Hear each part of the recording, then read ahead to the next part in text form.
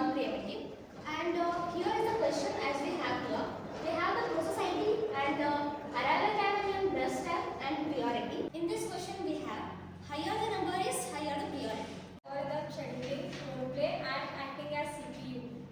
This roleplay my role is a process P1 and I have the arrival time of 0 and burst time of 4 and priority as 2. In this roleplay, my role is process P2, arrival time is 1, burst time is 3 and priority is 3. This roleplay, my role is process P3, arrival time is 2, burst time 1 and priority is 4. In this roleplay, I am process P4 and my arrival time is 3 and burst time is 5 and priority is 5. CPU, I am process P1, I have the arrival time of 0, so I will execute. Okay P1, you can execute because no other processes are waiting or executing, so you can execute. Process P1 is executed and the other three processes are waiting because P1 has the burst time of 4. In this burst time, all the processes are arrived and waiting. CPU, I am process P2, my arrival time is 1, so I will execute. No, you can't execute because you have the lesser priority. Okay. CPU, I am the process P3, I have arrival time 2, I will execute. No, you can't execute because you have the lower the priority, so you have to wait. Go and wait. CPU, I am the process P4 and I have the arrival time of 3. Can I execute?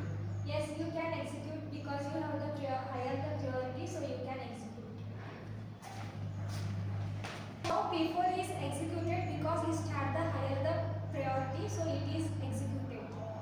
Process P2, my arrival time is 1, so can I execute? No, you have to wait. CPU, I am the process P3, I have arrival time 2, can I execute? Yeah, you can execute because you have higher priority, you can execute.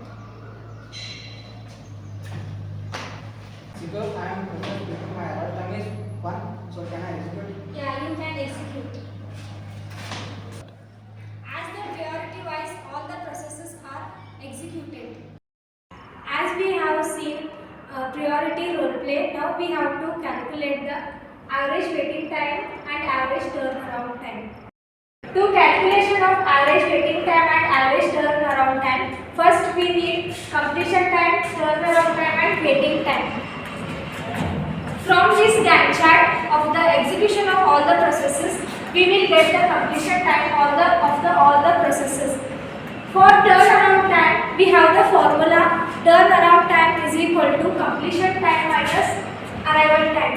As we calculated, we get the turnaround time of all the processes and waiting time. For waiting time also we have the formula waiting time is equal to completion time minus burst time. From that formula we will got the 4 output.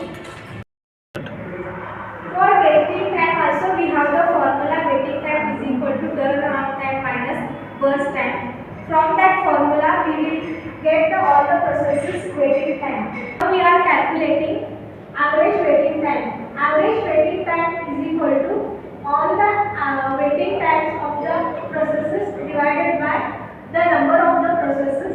Then we get the result of 4.2 milliseconds. To calculate average turnaround time, we will add all the turnaround time of the processes and divided by the number of processes. So we will get the 7.5 milliseconds of result.